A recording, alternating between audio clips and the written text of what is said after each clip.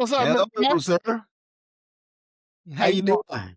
I'm doing well, man. How you doing, man? We're doing pretty good. Another day, another 50 cent, Yes, sir. Yes, sir.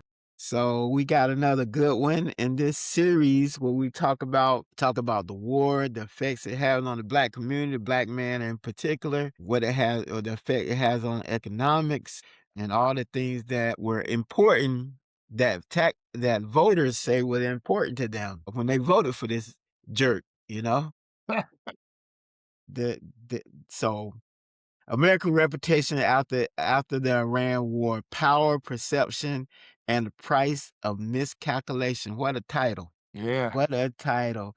So you're listening to Gents Making Sense, where two black men try to make sense of a world that keep trying to make none. I'm Marvin. And I'm Suleiman. And today we're stepping into a conversation that has been cooling, echoing across the globe. America's reputation after the Iran war, not the headlines, not the political spin, the real story, how the world saw it, how it changed the game, and what it says about American power in 2026. Let's get right into it. In our first segment, we're gonna just talk about the strategic fumble by the Trump administration getting into this war. So let's get started with the big picture. A lot of countries looked at the U.S. during this war and said, "Y'all don't have a plan."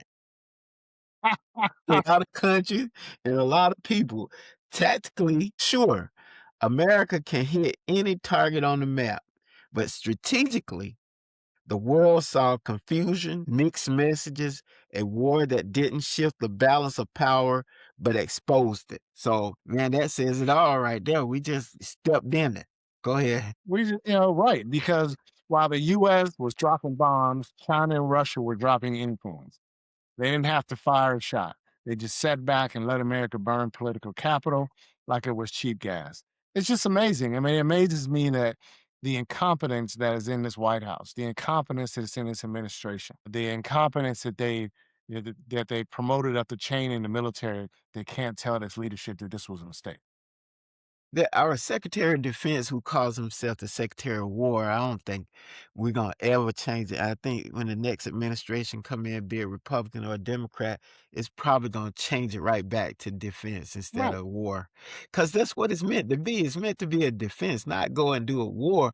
So Yeah. he did exactly what his title said, and I'm quite sure when you were in that room, when the president had his war cabinet or whatever you want to call him in that room. I'm quite sure the Secretary of War Hexef was the main voice to say we can get in there and get out of there, just like we did in Venezuela, sir. They're a little bigger, but we're still strategically better than they are, and our people will go in there and take them over, and they'll be on their knees in 2 or 3 days. Same calculation that Russia had when they ran up on You can. Ukraine.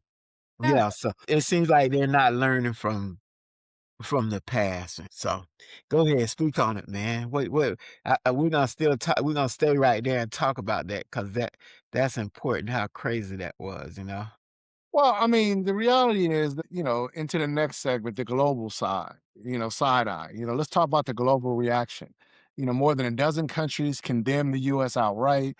Latin America, Africa, Southeast Asia, places that used to stay neutral came out swinging. And that's because the world is no longer the 90s where people sit on islands and in their own little parts of the world. The world is connected. Every piece of landmass, water, economics is connected. So when you go and you bomb a country like Iran and you have the Strait of Hormuz, which is where all of the oil and from that every country in the United States uses, I'm sorry, every country in the world uses, you're going to have a problem. Which is why our allies said this is ridiculous. Why are we doing this? It doesn't make any sense. You cannot fly your airplanes out of our on our airspace. Our allies, they've been our allies for 200 years. Yep, So yep, we're not yep, doing. yep. That's it. They said we're good on that. France said no. Germany said we'll help, but barely. And Japan was the friend that stand by the door at the party and said, "When do I get out of here?" Yeah, right.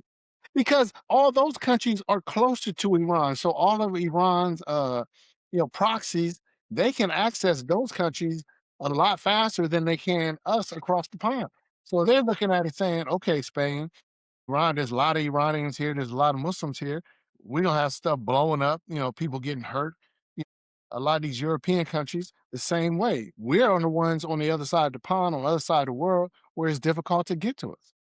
They have to suffer the consequences. And all of them said no, and I applaud them for it. That's what allies are supposed to do, is to tell you when you're wrong. So it shows something important. America's alliances aren't automatic anymore. The world isn't just following the US because it's the US.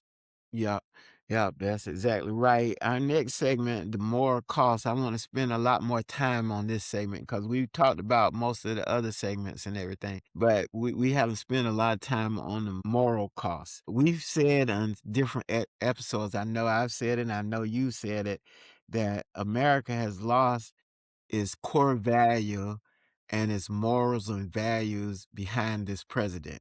Mhm. All those norms have been broken down, and you don't know what's up and you don't know what's down Right. anymore, Yep. pretty much when it comes to morals and values. Mhm. So the humanitarian piece of this, civilians caught in a crossfire, infrastructures destroyed, protests in the cities around the world, millions of people saying this ain't it. Basically, we said before we got in here that the people in Iran are in the streets and we're going to come in and we're going to save the day for you. We're going to rescue you from these criminals and these dictators and stuff, and just keep going. So after the initial strike, we told the people, get on the streets, take over the country. Hey, a country of 90 million people, right? Get in the street, take over the country. We done took out the planes and all this other stuff. But there's a whole army of soldiers and everything, well equipped, that when those people get out there in those streets, they gonna get gunned down. You thought they were gunned down beforehand. Just think what's gonna happen now. This is ridiculous. And you tell a group of people that you're coming in to save them, but then you blow up their bridges and everything. So Sure. how do they get to where they going back and forth? And then you tell them you're gonna blow them back into the Stone Age. Oh my God. So how did you lose your moral compass there? You were going to save people, and now you're destroying people's lives and stuff, that don't even have anything to do with the Ayatollah or whoever, you know? Go ahead. But here's the thing, even if the Ayatollah, whoever is running Iran, even if we don't like them, so what? We don't determine who manages or who leads countries. If the people of Iran don't want him there, then the people of Iran will do something about it. They are a country of 90 million people. This is not a neighborhood where you just walk in and kill the gang leader, and then everybody else is just runs around and acts like the world's been saved. This is a country. These are Persians. These people have been on Earth for thousands of years. Yeah, exactly. And we think we Exactly. can determine who has an arsenal to protect themselves. Why would Iran come to the table and make a deal with the United States? Because the very Mhm. next day, we can break it because we've shown that we won't honor. So the same stuff that Trump and his administration of incompetence are supposedly trying to get from Iran, we already had in the agreement between President Obama, the United States, and the rest of the world 10 years ago. Exactly. So go ahead. Exactly. No, no, it's a good point. And we sit here and we say we destroyed all their airplanes. We got air superiority. Their navy is destroyed. Do you think the people of Iran give a rat's ass about that navy? They don't even know how many ships they got. They don't, man. But I mean, when you talk about a big miscalculation and a lapse in morality by the United States and putting all these people in this danger and stuff is crazy. And us black folks back here in the States, looking at it and the hard parallels of what we go through here in our country and everything, how power moves without accountability. There's no accountability anywhere. How people pay the prices for decisions made far above their heads and stuff. Iran is paying the price, and we're gonna say all day, well, the Trump administration is gonna say all day to the Iranian people that you're suffering because of your leadership. No, that ain't what you said originally. Right, You said, "We gonna get rid of the leadership that's causing your suffering." right. We didn't at the beginning, we never said we're gonna bring more suffering to y'all. We never No. said that, you Well, know? and here's the thing, what suffering are you the only suffering that the Iranian people are going through right now is the suffering of the United States dropping and Israel dropping bombs on their bridges and their infrastructure. Those ships that are going through the strait are still paying $2 million a ship. Exactly. Chinese ship that went through the day, those companies, they're paying that $2 million, which is basically putting $2 million per ship back into the pockets of the Iranians. They could make 200 and some 20, 220 $1 million over a short period of time. So everything Yeah, that you're destroying, they're just going to rebuild because companies are going to pay that money because they yeah, need that oil to yeah, they're going to pay that. yeah, for sure. It's just a gross miscalculation by the Trump administration on all levels. Yep. And I know we're talking about morale now and the morality of it all, putting all going from having a rift against the leadership of Iran to putting all these people, those 90 million people you were talking about, in danger. Sure. They're totally they're in danger. It's like calling your big brother over to help beat the bully up, and then he doesn't beat the bully up. Now the bully is really beating on your head now. You know? Well, I mean, what our current administration fails to understand is the consequences of what you've done. Iran has always said that they have no intention, they don't want a nuclear bomb. They have said that. Yeah. They said that when President Obama was negotiating with them. They said that a long time ago. We do not want a nuclear bomb. But what you have done now, Trump administration, is why wouldn't Iran now put full force and full financing behind getting themselves a nuclear bomb? Why wouldn't they? Yeah, yeah, for sure. Especially since you go into a meeting talking about peace and an agreement for peace and everything, and then the next day you get rained down on bombs from Israel and America. That's my I was point. like, and I was thinking, I was like, won't they just in talks Yeah, right. yesterday? Well, I mean, one day Trump says, "Oh, we're in talks." The next day he's bombing them. The next day he's talking about the United States Navy is going to shut down a worldwide a piece of water that rides right by the country that you're bombing. So And that and that it makes no sense. And as I said, I mean, who is the United States to determine to people uh, who has a nuclear bomb? Go ahead, man. I don't understand the thing about Iran has the strait locked down and everything, and then on top of that, Trump comes back. His administration says we're gonna enact an embargo. Right, Hey, right. ain't it already blocked off? You gonna block it off again? How does that make the situation better? I'm not understanding how that make it better. It doesn't because he doesn't have to deal with it. The And then taxpayers of take the United States are paying for the fuel that goes into all the vehicles in the White House and all the administration. yeah, The taxpayers in the United States are paying for all the military bases that are protecting the administration's, the cowards that live on base that are too afraid to live in the communities of the people that they govern. The taxpayers are paying for that. When Trump gets on Air Force One and flies wherever it is he flies, that's being paid for by the taxpayers of the United States. So he doesn't feel the pinch. yeah.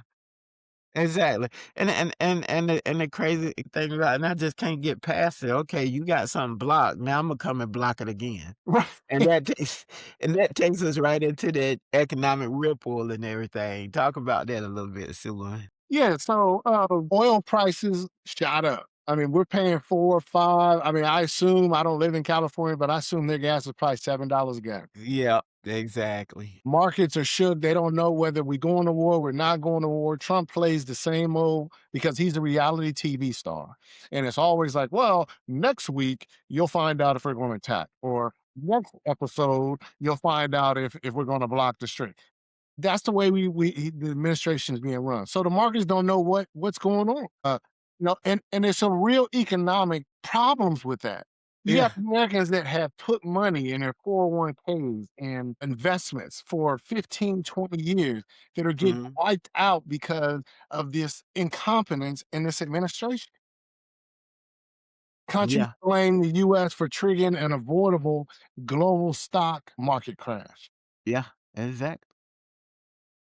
And like I said, we feeling the economic pain here. In Georgia, the governor, took the taxes off gas, so there's no more taxes on gas, and today, I got mid-grade gas, and I still pay $4 a gallon. Yeah, That's with the taxes off yeah, here in Georgia. sure. Just think if the taxes were back on. As last week, I paid $3.85 for mid-grade gas. Now I'm paying $4 for mid-grade gas now this week, Yeah, and it keeps going up every week, and this without the tax and everything. So we gotta remember who caused all this, and that's how reputations shift. Now, just through war, but through wallets. And so reputation has shifted and everything, not just through war, but through wallets also. It's it is causing a big economic casualty for most Americans and everything, because food is starting to go up now too. of Even course. more. Of course. Eggs is down though. Eggs are down. Yeah. Price of eggs are down, but everything else is going up. This is how it is. All Yeah. the so-called MAGA folks out there and all these big corporations that were sitting behind Trump during his administration, you don't hear anything. Mhm. Where's Jeff Bezos, Yeah. right? Where Oh, he's on his yacht with his, right, wife and everything. right, where's Walmart, right? All these companies that were so quick to jump behind this administration and their policies and the Republicans, where are they now? They're raising your prices, America. The same companies that jumped behind him a year ago, they're raising your prices right now. So they're gouging the American public. Where's the Make America Great crowd now?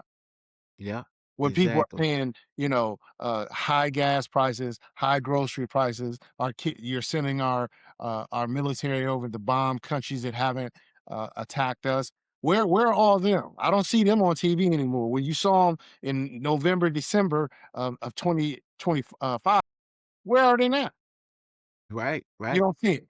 You Uh, got and they be playing the okey doke with you, and they be saying, "Well, we don't need their oil. America don't need it." And that's how selfish they are. When you talk about the Iran blocking the strait and everything, well, the Trump administration says, "Well, America don't need their oil." But think about all your other allies that do need it and yeah, stuff. And then the other thing is, we don't need the oil. We got our own oil. That ain't how oil prices are set. Oil prices are set globally. If the United States prices are high, Japan prices are high, Russia prices are high. It don't work like Russia prices are high, Germany prices are high, France prices are high, and America prices are low. It's a global price. and I'm And telling you, people that don't understand that get caught up in that okey doke stuff where they say, yeah, that's right. We got our own oil. Our gas prices don't need to go up. That's crazy. So, it's ridiculous and it's not by the day. yeah. They don't buy gas, oil daily. Okay. So just, yeah, Anticipating what the cost of oil is gonna be. They're anticipating what the cost of fuel is gonna be, which is why in the United States, our gas goes up so quick when something happens, because they're yeah. anticipating that they're gonna have to buy that higher gas 3 months down the line, which And a demo right, and it takes 3 months for it or 6 months for it to start going down because start going down, exactly, cause that's why they call it futures and shit, hello, hello. Yeah, it's so crazy. So let's go into our next session, what it means for Americans now. Yeah, so where does this leave the US? In a place it's not used to being. Challenge, second guess. And that's Yeah, essentially what is going on in our yeah, country right now. Our allies yeah, are like, who are these people? Are they going to support us? I mean, you got the president of the United States talking about we should pull out of NATO. People who have been allies of the United States for since we've been in existence are questioning what we're doing. They're holding meetings without us. China and Russia are basically just sitting back and gaining influence while we lose influence around the world. So, yeah, That might be the biggest thing that's happening right now, the influence that China and Russia. Russia, not so much because they still engage with Ukraine, right, but China is the winner big time, hands down. They're the winner in this. America walked into the war thinking they would reinforce their dominance in the world. Instead, it revealed its limits, and the world took notes, meaning we can go in there with all our big guns and our fancy equipment and all that other stuff, and we still cannot bring a country like Iran to its knees. right, We still sure, can't do it. We militarily, we're dominant, but you still I think they forgot that, a war is a two-pronged thing. It's not just military, it's influence. sure, You got to let the people know that you're having a war against, that the war that we're waging is gonna make your life better, not worse. sure. So, go ahead. Yeah. Well, I mean, this isn't about hating America. It's about understanding the moment, understanding how power shifts, understanding how actions echo. And the reality is that we're in this war because a country, Israel, and their influence in the United States has caused the president and administration to take the American people from 350 million people into a war that wasn't necessary. And we haven't even talked about Israel much. Exactly, and that's why we're doing it. I mean, the previous presidents, President Obama, President Yeah. Biden, they held their line and were like, "We are not going to fight a war because of Netanyahu." Why do you think he didn't like those 2 presidents, especially Obama? Right, because they didn't bow down to him, and the lobbyists here in the United States. Why are Americans fighting this war? Again, I said 2 weeks ago, Iran has not fired a missile to or at the United States. Why are we fighting this war? And every time you Why aren't people talking about the civilians that Israel is killing in Lebanon or the civilians that they assisted the United States with killing in Iran? Nobody talks about that. the Trump administration wanna go back 47 years. Look at what they did all over the past 47 years. We understand that.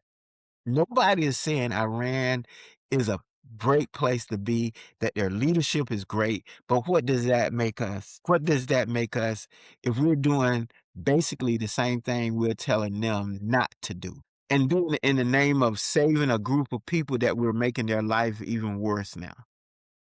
And Israel don't even it, and the other thing I forgot to bring to is it doesn't look like Israel's goals and the United States goals are aligning at all. They don't look like they're aligning at all. Israel is ready to go the long haul and keep bombing Iran until and they ain't and in the peace talks and everything, has there been any representation from Israel in any of these peace talks? I don't know. I Um, haven't heard of none. no, I haven't heard of I none. haven't either. But my issue is, yeah, Israel, they're willing to go and bomb the hell out of anybody over there as long as they have United States weapons and they have Exactly. our money and they have our backing. And Sure, we have don't our want to do back. all that, right? They got the big brother. Yeah. And this brings us to as America, we got to understand our role in leadership in the world in 2026. We got to understand what are we going to do? We got to rethink it possibly. Not even possibly. We do have to rethink how we look at our role as leaders in the world at large because what we're talking about now is affecting the whole world. And I know we got a lot of people pissed off at us in different countries and stuff. Yeah, I mean, we need to reevaluate what type of country that we're going to be. We're never going to be like we were in World War II and Vietnam and even the Korean War. We're not going to be that way. We have to have people in office, politicians that understand the global market and to understand that there are countries out there due to the way the global market is that they don't have to beat you militarily. Iran does not have the type of military. If we put our military on the ground and their military on the ground and all of our weapons, we would defeat Iran. But Iran is smart. What they're doing is they're saying, we're going to beat you globally. We're going to make the pain hurt you in your country, where your residents are going to pay higher gas prices, higher grocery prices. Things are going to get more expensive. They're going to have us fight their battle for them because people are going to start complaining to the administration about this. That's what Iran has determined to do. And the second thing I want to say is we always going around the world fighting other people's battles. What about right here in the United States? We have an internal battle here in the United States. We got a president that's trying to erase people who have been in this country since its existence away. We got MAGA versus, you know, Democrats who are fighting each other. We got murders that are happening in our street every single day. We can go spend $1 billion a day in the military to go and attack Iran, but we can't put $1 billion into our communities that are suffering. Healthcare, Health. healthcare. That's my issue. Healthcare. Why, Yeah. neighborhoods? If you had $1 billion into some neighborhood in Arkansas, Mhm. what that can do to help the people in that community. That's always kinda confused me a little bit, how we can just drop money in at a drop of a dime in a war, and then when it comes to America and we start talking about helping people, "No, they need to help themselves." I don't understand that, and it really gets on my nerves because you get other Americans that feed into that because they see they don't think it helps them, you know? "This money ain't helping me, so I don't care about it," you know? That's the thought process I think that a lot of them have, is it's not helping me, so why should I care about what's going on and everything? Yeah. So that's today's breakdown. Not the sanitized version, the real one. Yeah, exactly. If you're listening and you got thoughts, questions, or you want to, dive deeper into the politics, the economics, or the cultural impact, hit us up. Always leave a note or just like, subscribe, do whatever. We're doing some. We're trying to get some real talk out there. Everybody has opinion. Our opinion counts. Your opinion counts. We're just trying to put them out there and have a good conversation. Do you have another note or anything tonight? Yeah, it's another note, man. I'll make it Yeah. really, really quick, man. But it's just kind of in the entertainment business. How this has been a big story. Is comedian Leslie Jones, got on some podcast and started running her mouth about marriage and just crazy stuff. And I just want to say one thing, and I know we don't have the video up, but we showed the video on here before. And it was a video from Malcolm X from the 60s. And he was having an interview, and he basically was saying that name the community in the United States, any community that has their entertainers, their athletes that are spokespeople for our community. And I'll just leave it at that and say that we as Americans, particularly young Black Americans or Black Americans, should not be listening to entertainers, comedians, musicians, people in Mhm. that business. They're not Yeah. us. They are not us. So I'll just leave it at that and let it go. Imma go ahead, you can talk on it a little bit more. Imma try to look up that video and see if I can bring it up. Yeah. So I mean, as I said, I mean, I don't want to be disrespectful to the lady because I don't know her, but I know that we are similar in age. And for a 60-year-old woman or 58-year-old woman to be on TV telling our young Black women that they shouldn't get married or that marriage is similar to slavery is idiotic. It's just idiotic. First of all, you've never been married, so you don't know what it's like to be married, and you've never been slave, so you don't Mhm. know what it's like to be a slave. So to make that comment is very ignorant of her. And I would just like to tell our young Black women out there is that you should strive to be married. You should strive to be with a man, Mhm. build a family, and have children. That's the purpose of marriage. The purpose of marriage is for you to build a family and to care about something that is bigger and more important than you. And I know Right. Disney and all of the TV stations tell you that it's about love. No, it's about duty and it's about responsibility to yourself and to your community to ensure you get your DNA into the next generation and that your children are productive as they become older. I think I got it now. Let's check it out and see if we got it, okay? Okay. Yeah, there you go. Can't put it that's 60 years ago. 60 years ago, Malcolm X said that, and we see it now. You see Nicki Minaj, Stephen A. Smith, Ice Mhm. Cube, all these entertainers that are out here talking about Charlemagne the God, out here talking about politics they know nothing about. They have no education or they're not versed in anything that they're discussing from a political standpoint. Right, exactly, exactly. My on another note tonight is still kinda sticking with what we've been talking about tonight, our influence in the world and our influence, period, as America, and the military that we served in, how I feel so badly for the active duty military that's in a quagmire pretty much right now. They have sworn to follow their leaders and to obey legal orders and to you wanna be proud about the mission that you're on and everything, and I would go so far to say to my to my fellow active duty military people that I feel bad for you because I know you feel like you're somewhere in between Vietnam and Desert Shield and Desert Storm or whatever, because Vietnam was not a war everybody wanted to serve in. It was not a popular war, and Desert Shield and Desert Storm was let's go get them. It was a patriotic war. We had a cause, a real cause. With Vietnam, people could not see the cause of Vietnam. They wanted to know why are we over there fighting these people? What have these people done to us? So we're trying to figure out now. I know some of these military people that wake up every day and go out and practice and get ready for the business that they're in, which is war. They have second thoughts about what they're really doing and why they're really doing, and to me, that's the very definition of a quagmire. Uh, Waking up, confused about what your mission is in the military, which is sad to me. It really is. All right, so this is Gents Making Sense, where we make sense of things that don't. Yes, And we sir. try. So we'll see y'all next week, and we'll come up with another subject that everybody will enjoy. So long. See you next week.